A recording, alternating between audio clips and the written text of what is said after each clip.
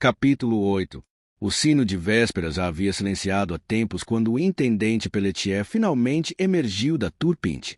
Sentindo o peso de cada um de seus 52 anos, Pelletier afastou as cortinas e caminhou de volta para o grande salão. Esfregou as têmporas com as mãos cansadas, tentando diminuir a dor persistente que martelava sua cabeça. Desde o final do conselho, o Visconde Trencavel estava recebendo pessoalmente os mais fortes de seus aliados para conversar sobre a melhor maneira de abordar o Conde de Toulouse. Cada conversa durava horas.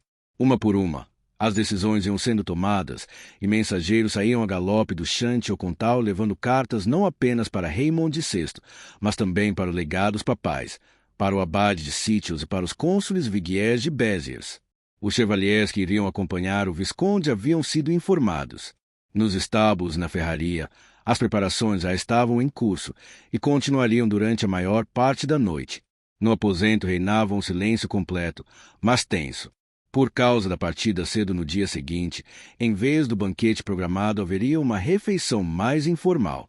Compridas mesas apoiadas em cavaletes haviam sido montadas, sem toalha, em fileiras que iam do norte ao sul do salão.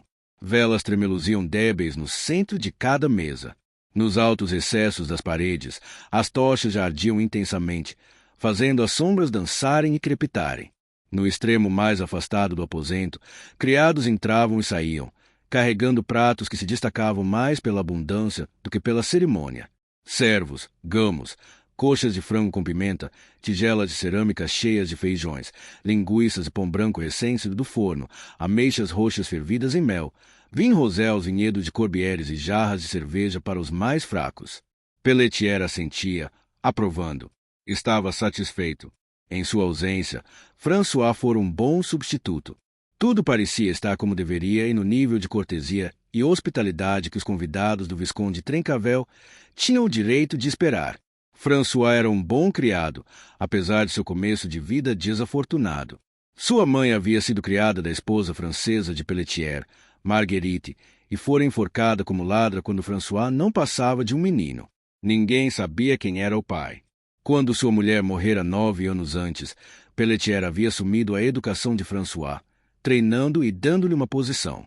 De tempos em tempos, permitia-se sentir satisfação por François ter se saído tão bem. Pelletier saiu para a Cour d'Honneur. O ar ali estava fresco e ele se demorou um pouco na soleira da porta. Crianças brincavam ao redor do poço, merecendo uma palmada na perna de uma das aias quando suas brincadeiras ruidosas ficavam brutas demais.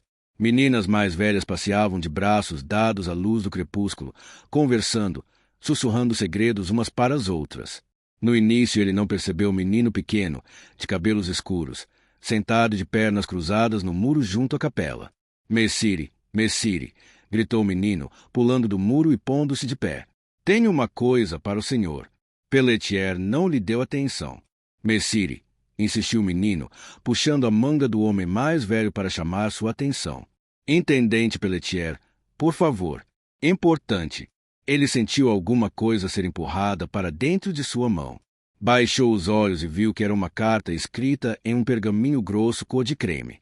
Sua cabeça deu um giro. Do lado de fora estava seu próprio nome, inscrito em uma caligrafia conhecida, peculiar. Pelletier já havia se convencido de que nunca mais haveria. Ele agarrou o menino pela gola da roupa. Onde você conseguiu isto? Perguntou, sacudindo com violência. Fale. O menino se debatia como um peixe no anzol, tentando se desvencilhar. Conte-me. Rápido, agora. Um homem me deu isso no portão. Gemeu o menino. Não me machuque. Eu não fiz nada. Pelletier o sacudiu com mais força. Que tipo de homem? Um homem. Só isso. Você vai ter que se esforçar um pouco mais, disse, com aspereza, a voz se exaltando. Poderá ganhar um sol se conseguir me dizer o que eu quero saber.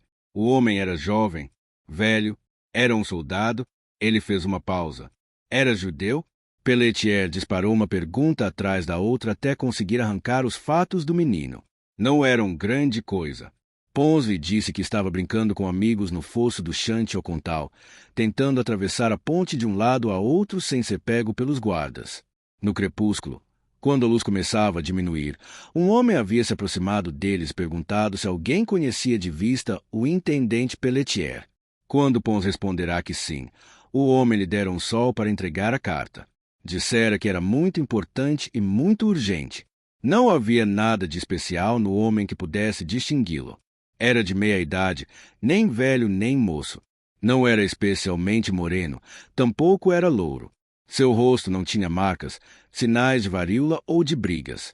O menino não prestara atenção se o homem usava anel, porque suas mãos haviam ficado escondidas debaixo da capa.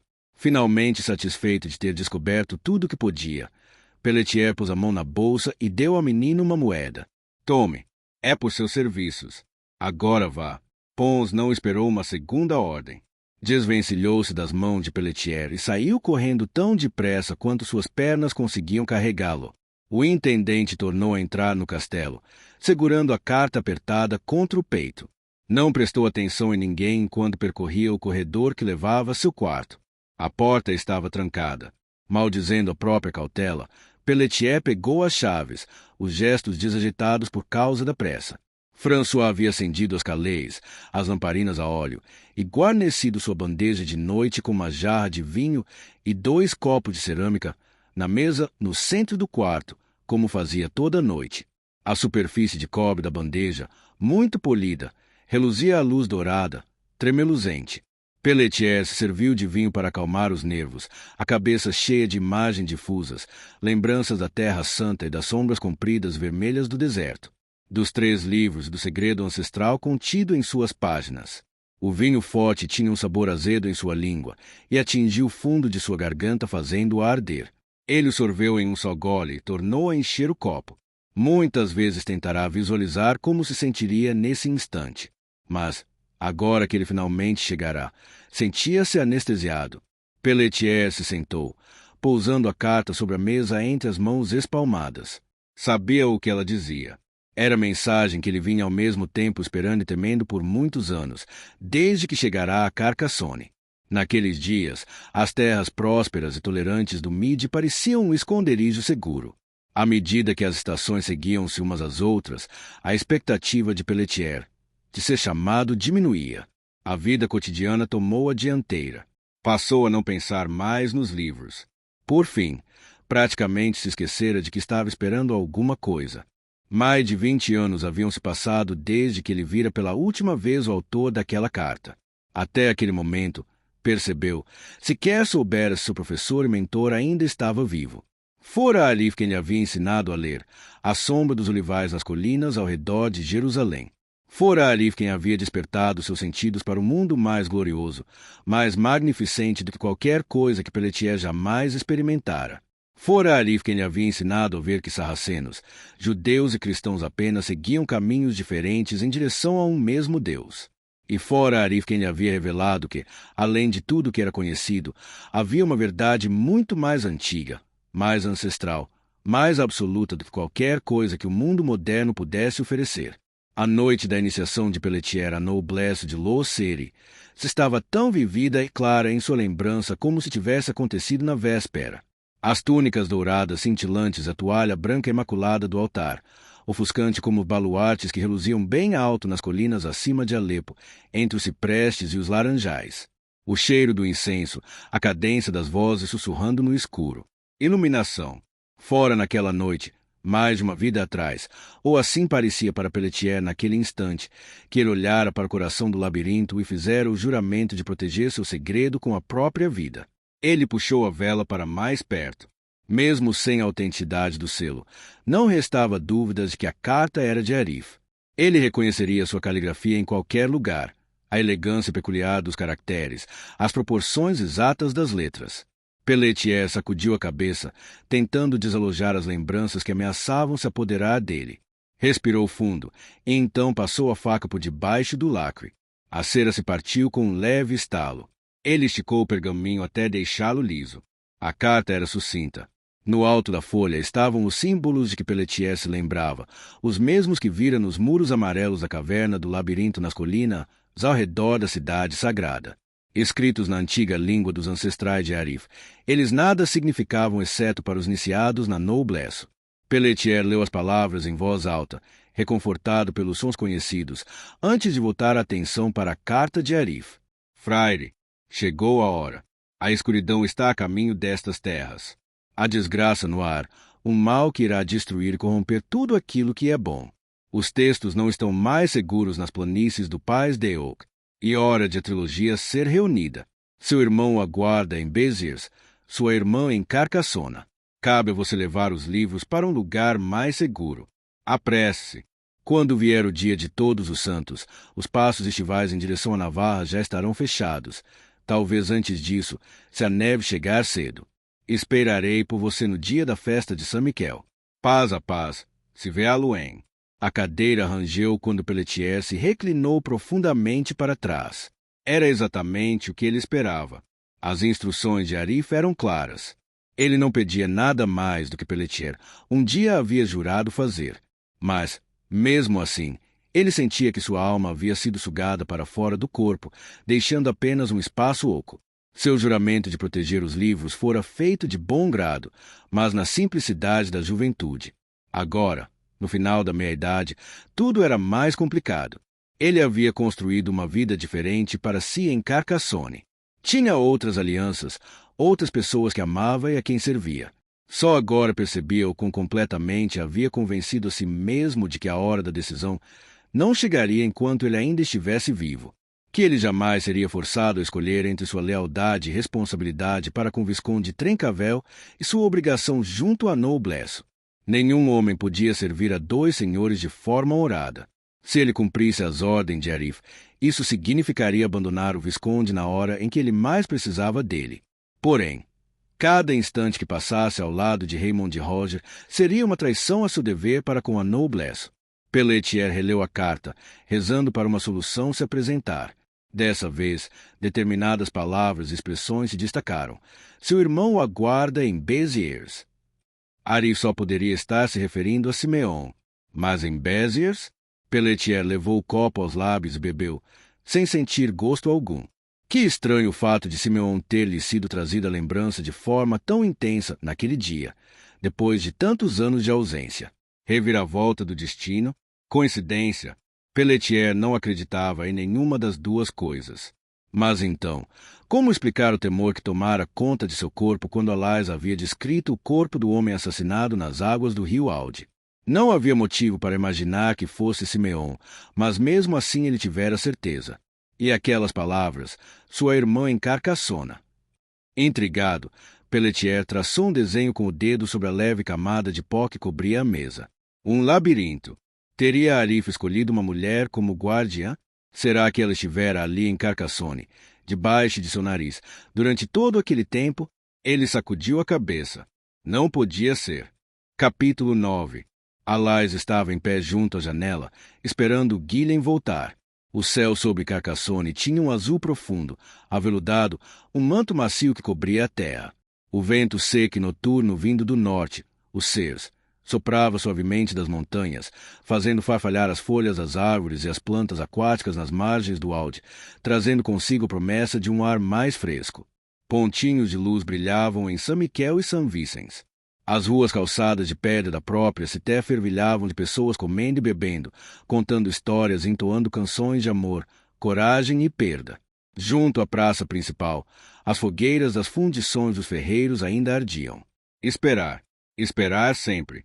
Alais havia esfregado os dentes com ervas para torná-los mais brancos, se costurado um pequeno sachê de miosotes na gola do vestido para perfumá-lo. O quarto recendia ao doce aroma de lavanda queimando. O conselho já terminara havia algum tempo, e Alais esperava que Guilhem voltasse, ou pelo menos lhe mandasse um recado. Fragmentos de conversa subiam do pátio lá embaixo como colunas de fumaça. Ela viu de relance o cunhado, Jean Congost, atravessar o pátio apressado.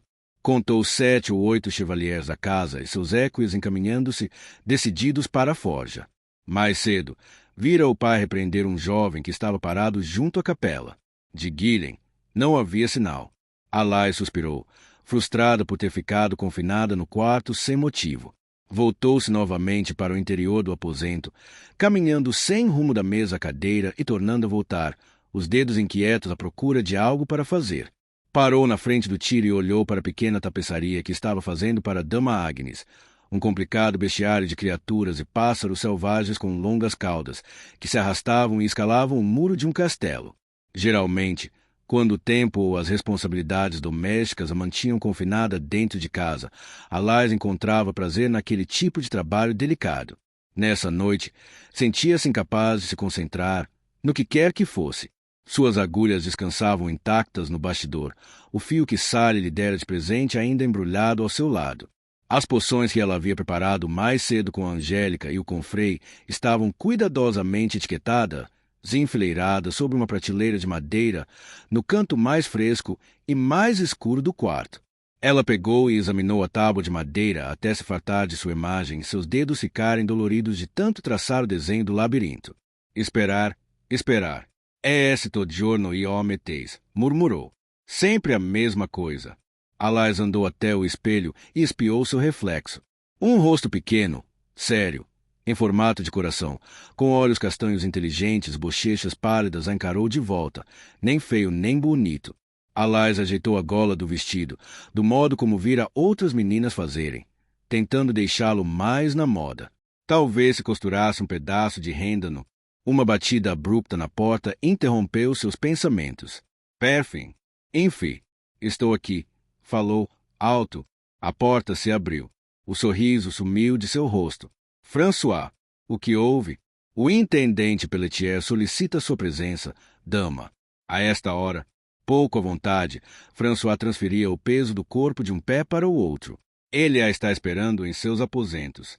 Acho que o assunto é urgente, Alais. Ela olhou para ele, surpresa ao ouvi-lo usar seu nome de batismo. Não se lembrava de tê-lo visto cometer esse erro antes. Aconteceu alguma coisa? Perguntou ela depressa. Meu pai está indisposto? François hesitou. Ele está muito preocupado, dama. Ficaria grato por sua companhia o quanto antes. Ela suspirou. Parece que passei o dia todo no lugar errado. Ele pareceu intrigado. Como disse, dama, não tem importância. François, só estou meio esquisita hoje. É claro que eu vou, se é o que meu pai quer. Vamos?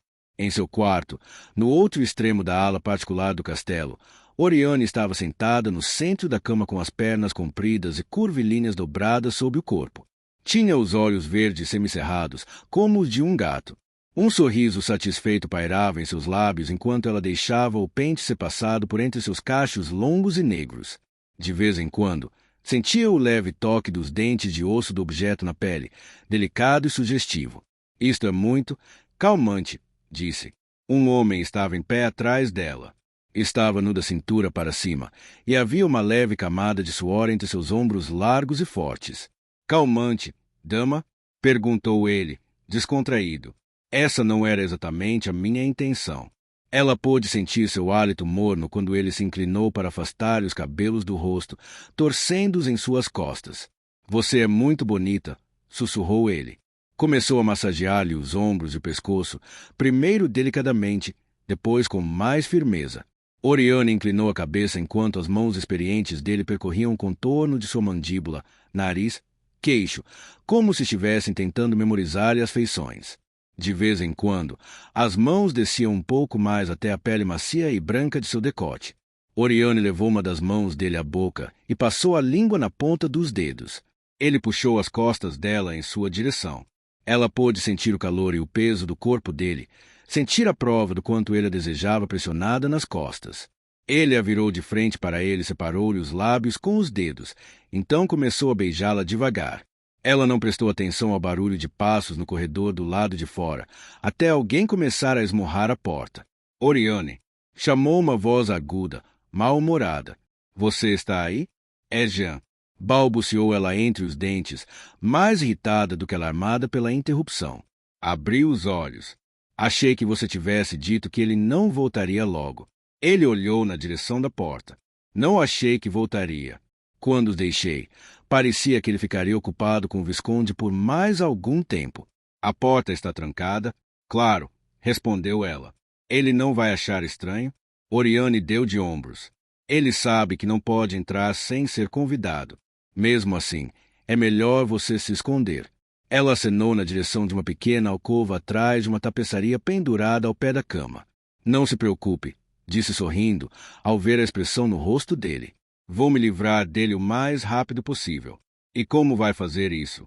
Ela passou as mãos em volta do pescoço dele e o puxou para baixo em sua direção, perto o suficiente para ele sentir os cílios dela roçarem-lhe a pele. Aquilo o excitou.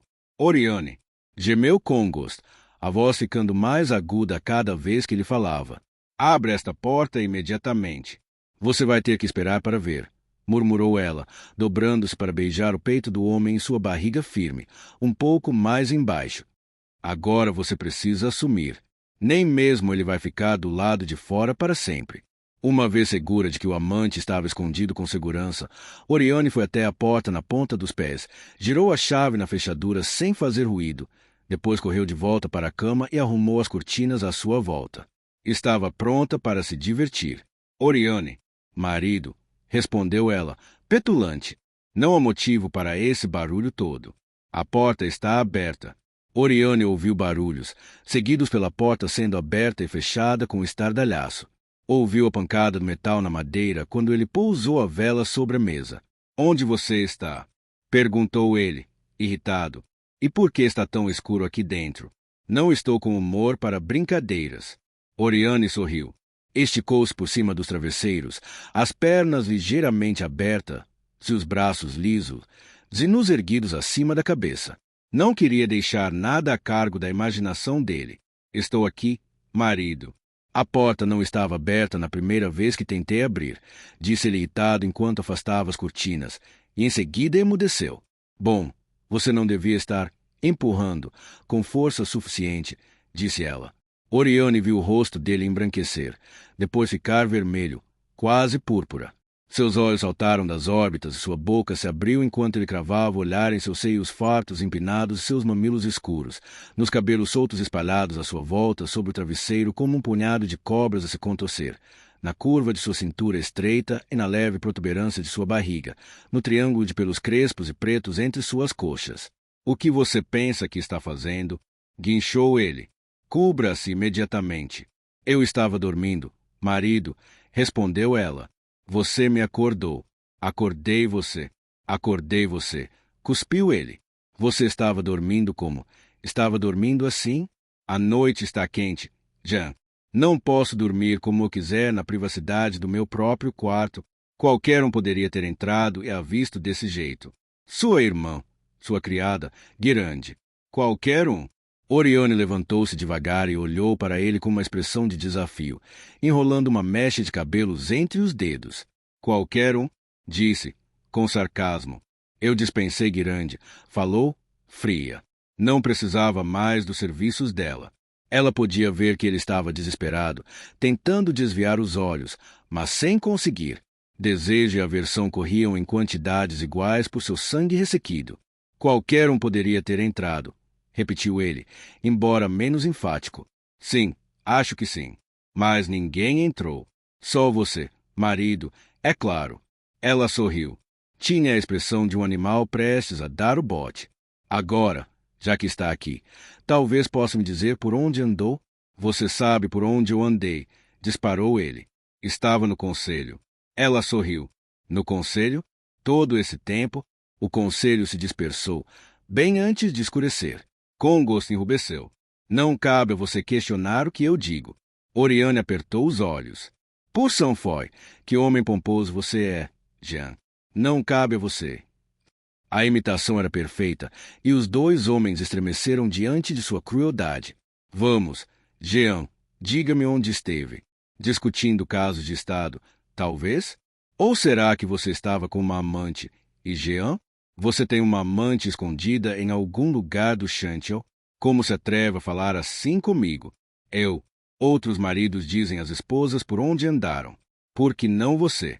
A não ser, como estou dizendo, que haja um bom motivo para não fazê-lo. Congost agora gritava. Outros maridos deveriam aprender a segurar a língua. Isso não é assunto para mulheres. Oriane se moveu devagar pela cama na direção dele. Não é assunto para mulheres, disse. É mesmo? Sua voz era baixa e cheia de desprezo. Congo sabia que ela estava zombando dele, mas não entendia as regras daquele combate. Nunca tinha entendido. Oriane estendeu a mão e apertou a saliência reveladora debaixo da túnica dele. Com satisfação, viu pânico e surpresa nos olhos do marido enquanto começava a movimentar a mão para cima e para baixo. Então, marido, disse com desdém, diga-me o que considera assuntos para mulheres. Amor? Ela aumentou a pressão. Isto? Como chamaria isto? Apetite?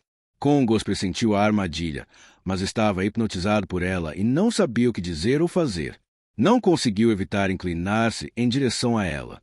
Seus lábios úmidos sugavam o ar como os de um peixe, e seus olhos estavam fechados com força.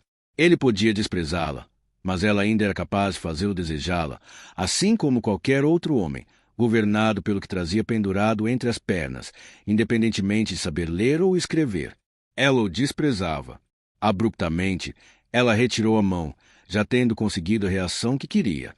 Bem, Jean, disse, fria, se você não está preparado a me dizer nada, então é melhor ir embora. Aqui você não tem nenhuma utilidade para mim. Oriane viu algo dentro dele explodir, como se todas as decepções e frustrações que ele jamais havia experimentado na vida lhe voltassem à lembrança. Antes de perceber o que estava acontecendo, ele já havia batido nela, com força suficiente para fazê-la sair voando e cair novamente deitada sobre a cama. Ela arquejou de surpresa. Congos não conseguia se mexer, fitando as próprias mãos como se elas não lhe pertencessem. Oriane, eu? Você é patético, gritou ela. Podia sentir o gosto do sangue na própria boca. Eu já disse para ir embora. Então vá. Saia da minha frente. Por um instante, Oriane pensou que ele fosse tentar pedir desculpas. Porém, quando ele levantou os olhos, o que ela viu neles foi ódio, não vergonha. Deu um suspiro de alívio. Tudo estava correndo conforme os seus planos. Você me dá nojo, gritava ele, afastando-se da cama. Você parece um animal. Não, você é pior do que um animal, porque sabe o que está fazendo. Ele agarrou a capa azul dela, que estava caída no chão, e a atirou sobre seu rosto. E cubra-se. Não quero encontrá-la assim quando voltar, exibindo-se como uma puta. Quando teve certeza de que ele tinha ido embora, Oriane tornou a se deitar na cama e se cobriu com a capa, um pouco abalada, mas com o sangue correr acelerado pelas veias. Pela primeira vez em 4 anos de casamento, aquele velho burro, débil e fraco que seu pai a obrigara a tomar por marido de fato havia conseguido surpreendê-la. Sua intenção era provocá-lo, com certeza, mas ela não esperava que ele fosse lhe bater. E com tamanha força. Correu os dedos pela pele, que ainda ardia por causa da pancada. A intenção dele havia sido machucá-la. Talvez fosse ficar uma marca. Isso poderia valer alguma coisa. Nesse caso, poderia mostrar ao pai a que situação a decisão dele a havia reduzido. Oriane se impertigou com uma risadinha. Por mais que tentasse esconder o fato, seu pai só se importava com Alais. Oriane se parecia demais com a mãe para o gosto dele, tanto na aparência quanto no temperamento. Como se ele fosse ligar a mínima, se Jean a matasse de pancadas. De certo pensaria que ela havia merecido. Por um instante, permitiu que a inveja que mantinha escondida de todos, menos de Alais, escorresse de trás da máscara perfeita de seu rosto bonito e inescrutável. O ressentimento por sua falta de poder, por sua falta de influência, por sua decepção. Que valor tinham sua juventude e sua beleza se ela estava amarrada a um homem sem ambição nem futuro, um homem que nunca havia erguido uma espada? Não era justo que Alais, a irmã caçula, conseguisse todas as coisas que ela queria, mas se lhe eram negadas. Coisas que deveriam ser suas por direito. Oriane torceu o tecido entre os dedos como se estivesse beliscando o braço pálido e magro de Alais. Feia, mimada, queridinha Alais. Apertou o tecido com mais força, visualizando mentalmente o hematoma púrpura espalhar-se pela pele da irmã. Você não deveria provocá-lo. A voz de seu amante varou o silêncio.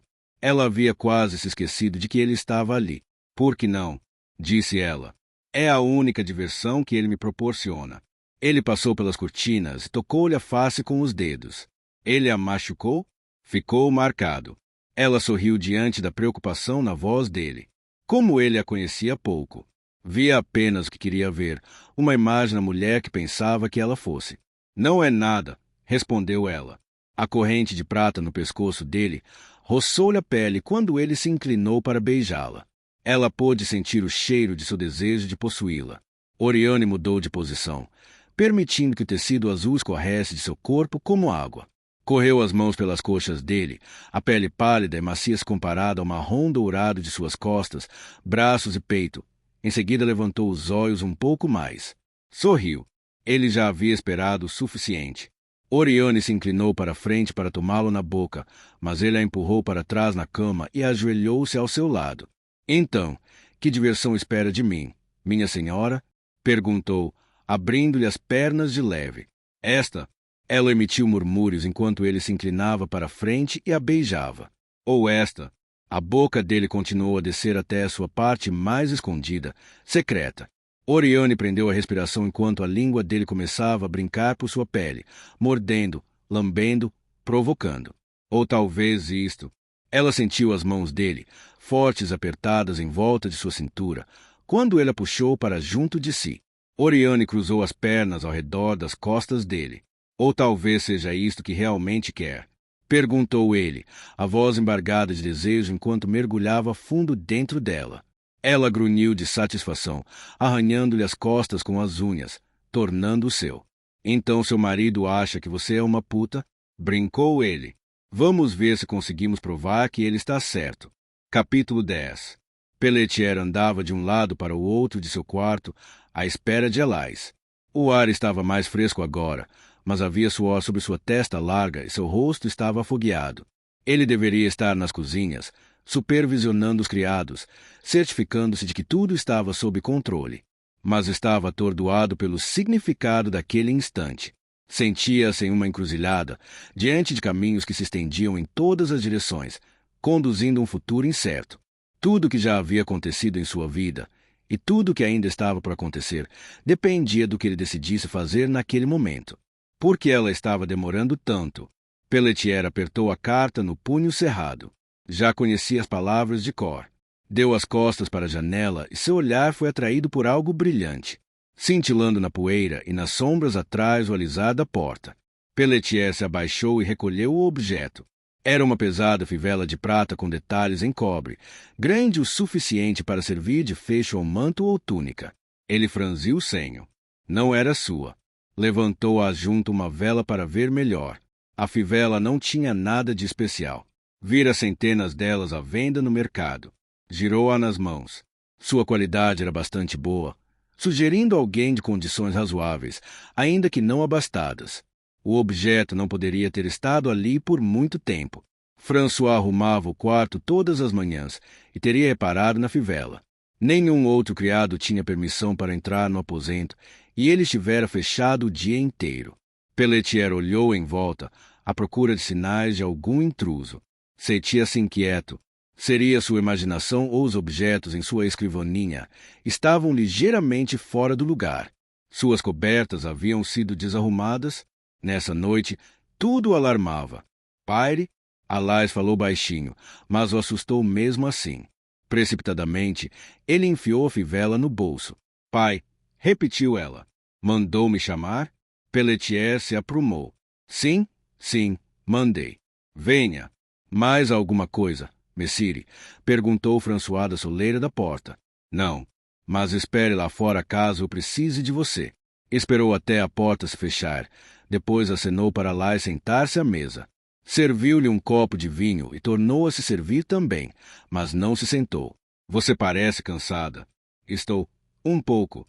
O que as pessoas estão dizendo sobre o conselho? Elais? Ninguém sabe o que pensar, Messire. As histórias são tantas. Todos rezam para as coisas não serem tão ruins quanto parecem.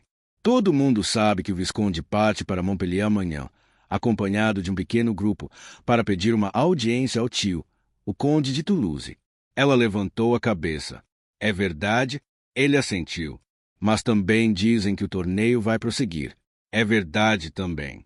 A intenção do Visconde é completar sua missão e voltar para casa daqui a 2 semanas. Antes do final de julho, com certeza. É provável que a missão do Visconde tenha sucesso. Pelletier não respondeu, mas continuou a andar de um lado para o outro. A ansiedade dele a contagiava. Ela bebeu um gole de vinho para tomar coragem. Guilhem faz parte do grupo? Ele próprio não lhe contou? Respondeu Pelletier, brusco.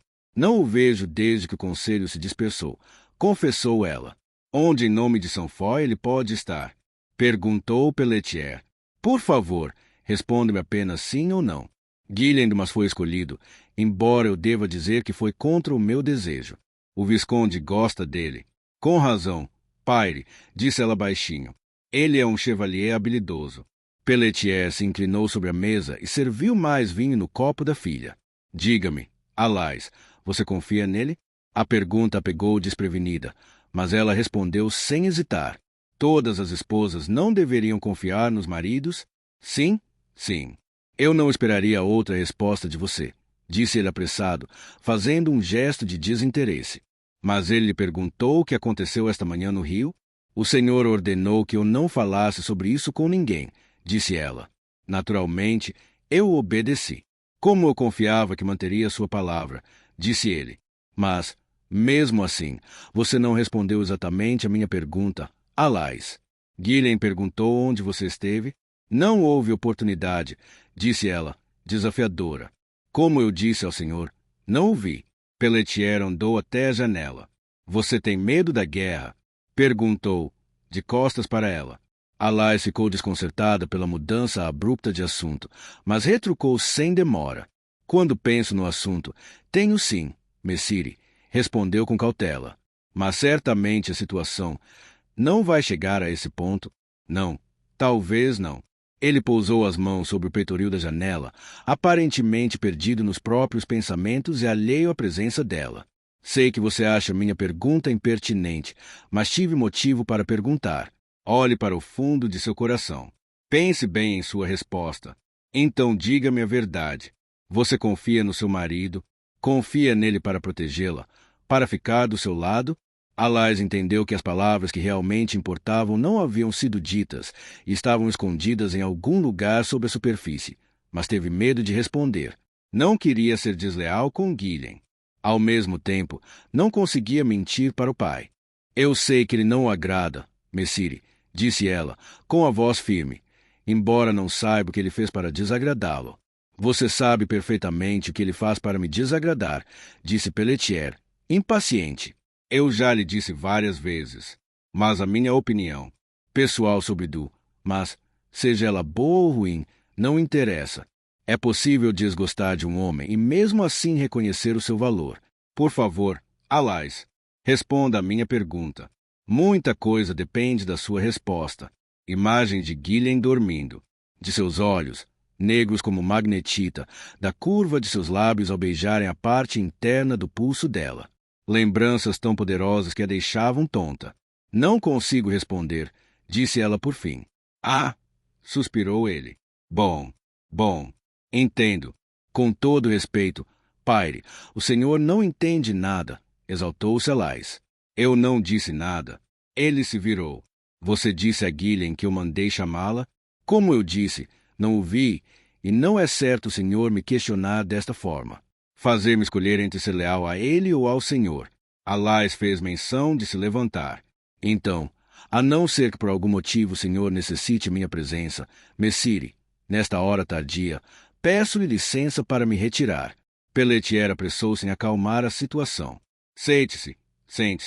Vejo que a ofendi. Perdoe-me. Não foi minha intenção. Ele estendeu a mão. Depois de um instante, Alais a segurou. Não quero falar por enigmas. Minha hesitação é: preciso deixar as coisas claras na minha própria mente. Esta noite recebi um recado de extrema importância. Alais. Passei as últimas horas tentando decidir o que fazer, considerando as alternativas. Embora pensasse ter me decidido por um dos caminhos e tenha mandado chamar você, ainda assim tinha dúvidas. Alais o encarou. E agora? Agora o caminho à minha frente está claro. Sim. Acho que sei o que devo fazer. O rosto dela empalideceu. Então a guerra está chegando, disse, a voz subitamente mansa. Sim, acho que a guerra é inevitável. Os sinais não são bons. Ele se sentou. Estamos no meio de acontecimentos muito além de nosso controle, por mais que tentemos os convencer do contrário. Ele hesitou. Mas há algo mais importante do que isso. Alais. E se as coisas derem errado em Montpellier, então talvez eu não tenha mais oportunidade para lhe contar a verdade, o que pode ser mais importante do que a ameaça de guerra.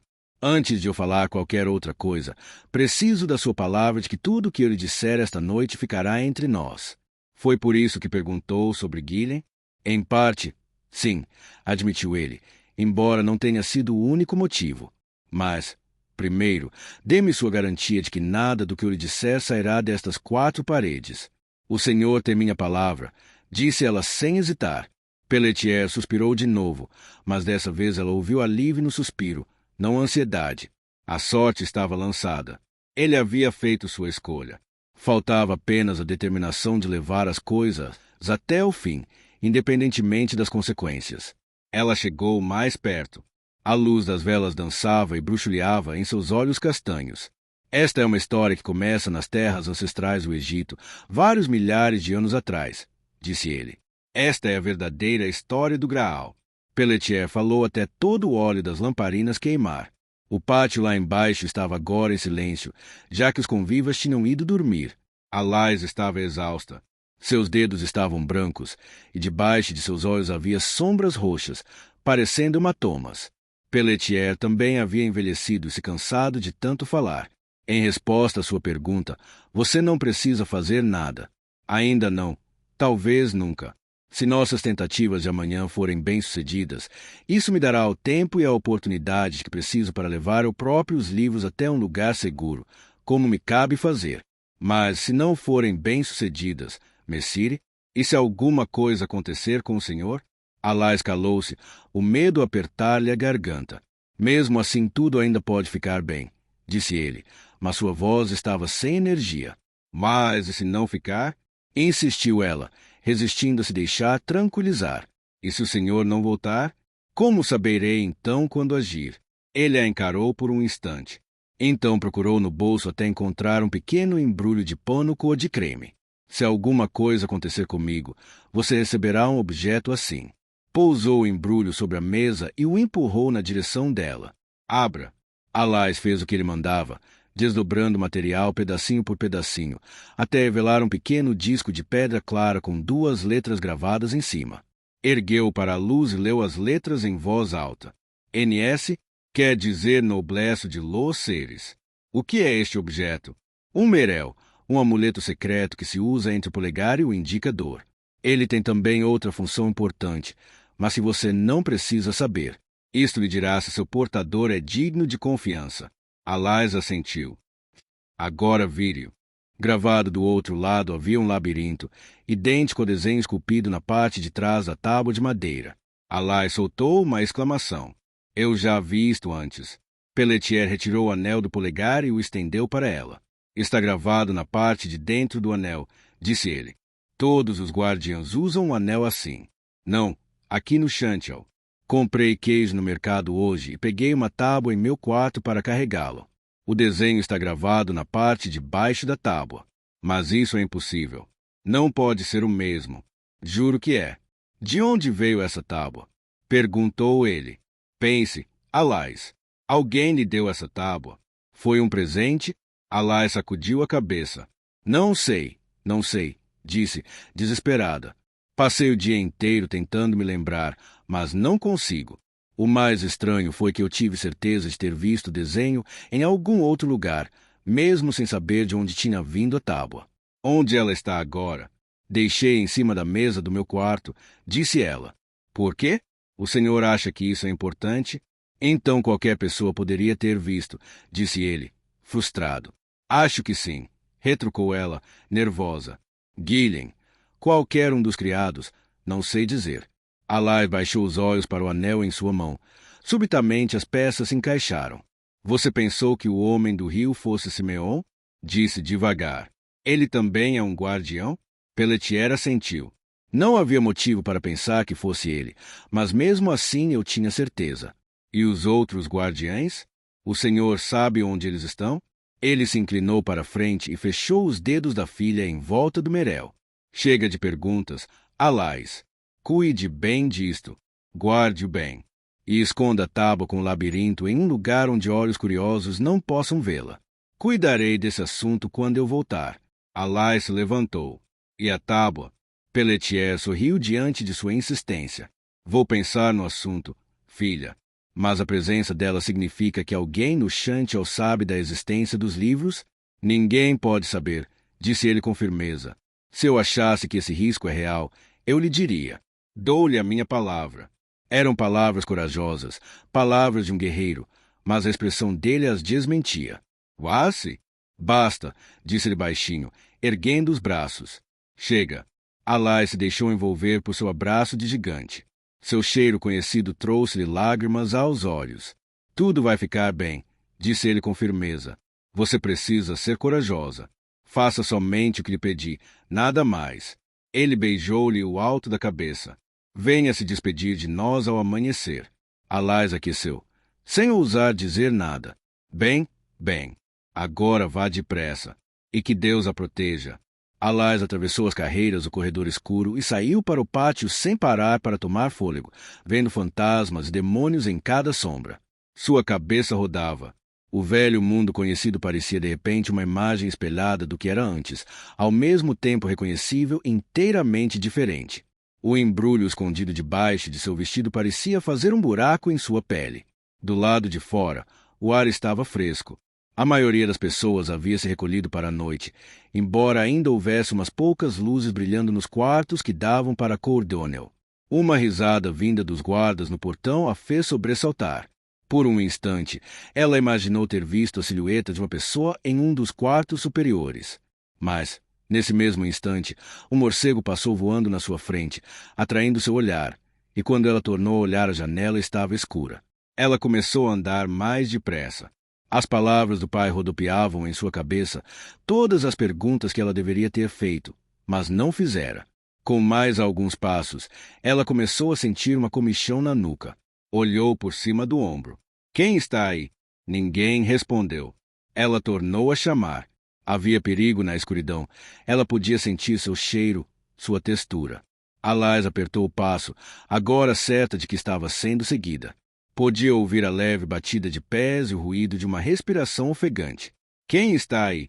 Tornou a chamar. Sem aviso, a mão áspera e calosa de alguém, recendendo a cerveja, fechou-se sobre sua boca. Ela gritou ao sentir uma pancada repentina e forte na nuca e caiu.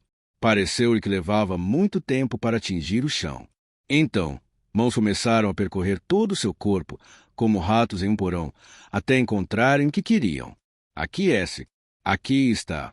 Foi a última coisa que Alai ouviu antes de a escuridão se fechar sobre ela.